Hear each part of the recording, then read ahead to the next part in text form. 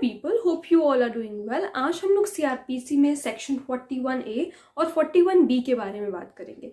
Section 41 already uploaded है, तो अगर आप लोगों ने नहीं देखी है तो वो वीडियो आप देख लीजिए, वरना ये 41A और 41B बाकी आगे के सेक्शंस आपको समझ में नहीं आएंगे. तो आइए शुरू करते हैं सेक्शन 41A से. अगर आप लोगों ने अपनी बेयर एक्ट हाथ में नहीं लिए तो बेयर एक्ट ले लीजिए, क्योंकि हम लोग बेयर एक्ट से ही पढ़ेंगे. तो सबसे पहले 41A हमें बताता है notice of appearance before police officer.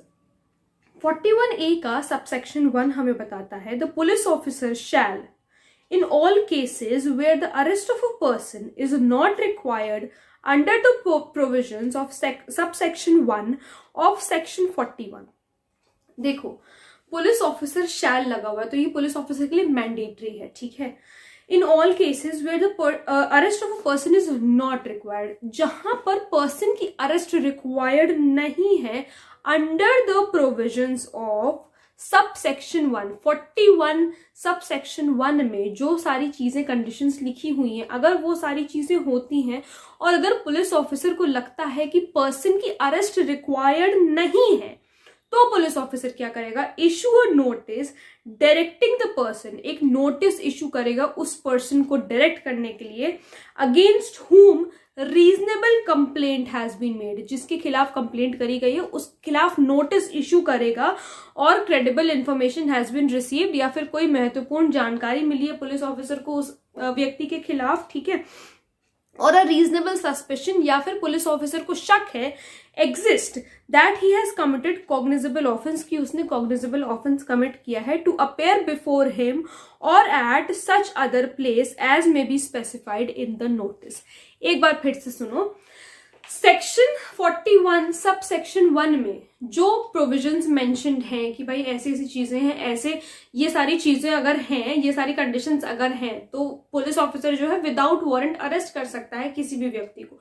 लेकिन अगर ये सारी चीजें हैं, प्रोविजंस हैं, उसके बाद अगर पुलिस ऑफिसर को ऐसा लगता है, सारी कंडीशंस होने के बाद पुलिस ऑफिसर को अगर ऐसा लगता है कि जरूरत नहीं है अरेस्ट करने की, तो पुलिस ऑफिसर एक नोटिस इशू करेगा उस व्यक्ति के खिलाफ जिसके खिलाफ कंप्लेंट आई है, कोई क्रेडिबल इंफॉर्मेशन मिली है, या फिर कोई शक है, उसको सस्पेशन है. ठीक है. कॉग्निजेबल ऑफेंस कमिट हुआ है. ठीक है. तो वो क्या करेगा? नोटिस डायरेक्ट करेगा.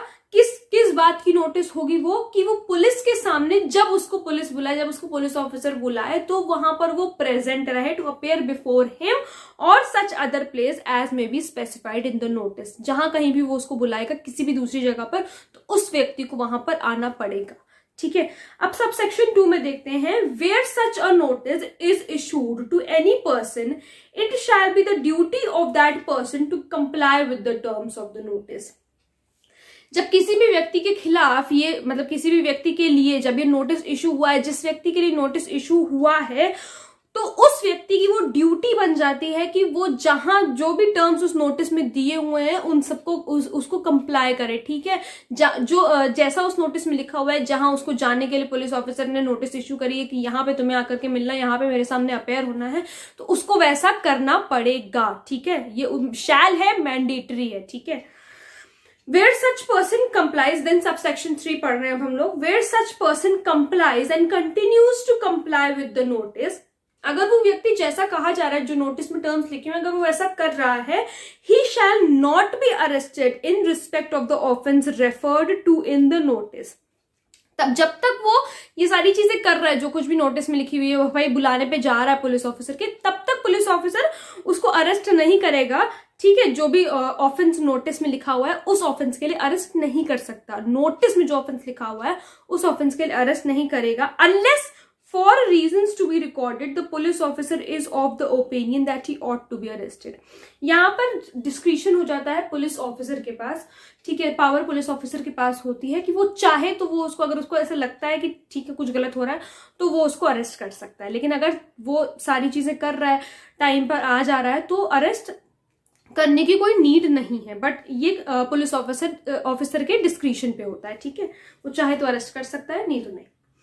Then subsection 4 कहता है where such person at any time fails to comply with the terms of the notice, जहां पर वो व्यक्ति जिसके खिलाफ नोटिस इशू किया गया है अपेयर होने के लिए, वो अगर फेल हो जाता है, वो अगर कहीं टाइम पर नहीं पहुंचता है, और is unwilling to identify himself, और अगर खुद की पहचान नहीं बताता है, खुद की पहचान नहीं बताने मतलब नहीं चाहता कि कोई जाने उसकी पहचान, the police officer may subject to such orders as may have been passed by a competent court in this behalf। तो फिर पुलिस ऑफिसर क्या करेगा, जो कुछ भी ऑर्डर्स पास किए गए हैं by the competent court, arrest him for the offense mentioned in the notice। तो पुलिस ऑफिसर उसको अरेस्ट कर सकता है उस ऑफेंस के लिए जो ऑफेंस नोटिस में मेंशन्ड है। ठीक है, तो ये हो गया सेक्शन 41A, जो कि हमें बताता है notice of appearance before police officer. अब आते हैं सेक्शन 41B में, procedure of arrest and duties of officer making arrest. Procedure क्या है अरेस्ट का और ड्यूटीज क्या है ऑफिसर की जो कि अरेस्ट कर रहा है। आइए देखते हैं। सेक्शन 41B कहता है procedure of arrest and duties of officer making arrest. Every police officer while making an arrest shall, mandatory है पुलिस ऑफिसर के लिए सारी चीजें जो इसमें दी हुई हैं, shall bear an accurate, visible and clear identification of his name which will facilitate easy identification. Accurate, visible and clear identification होना चाहिए। जो भी पुलिस ऑफिसर का एक्यूरेट इंफॉर्मेशन आइडेंटिफिकेशन होना चाहिए पुलिस ऑफिसर का। ठीक है, देन जो कि मतलब उसके इजी आइडेंटिफिकेशन में हेल्प करेगा। देन बी है इसका, ये तो ए पॉइंट हो गया। बी पॉइंट है prepare a memorandum of arrest which shall B, एक अरेस्ट मेमो, मेमोरेंडम का मतलब है एक अरेस्ट मेमो तैयार किया जाता है जिसमें सारी जानकारी लिखी होती है कि किसको अरेस्ट कर रहे हैं, क्यों अरेस्ट कर रहे हैं, अरेस्ट का टाइम क्या था। ठीक है, ये सारी चीजें लिखी हुई होती हैं।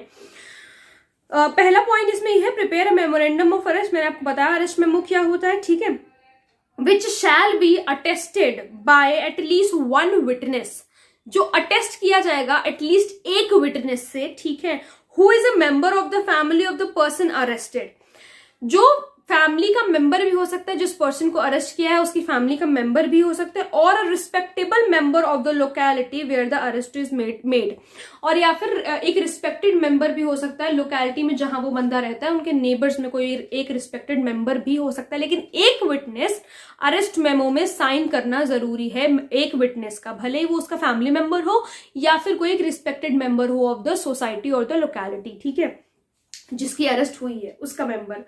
ठीक है, third counter signed by the person arrested. ठीक है, काउंटर साइन यानी कि जो जिसको अरेस्ट किया गया है उसका भी साइन जरूरी है उस अरेस्ट मेमो के ऊपर। एंड सी पॉइंट लिखा है inform the person arrested unless the memorandum is attested by a member of his family that he has the right to have a relative और a friend named by him to be informed of his arrest. देखो, police officer की ये भी duty है कि जिस person को उसने अरेस्ट किया है उसे ये बात बताए कि उसका राइट है कि वो अपने किसी एक फैमिली मेंबर से बात कर सकता है। ठीक है, उसे बता सकता है कि उसको अरेस्ट कर लिया गया है।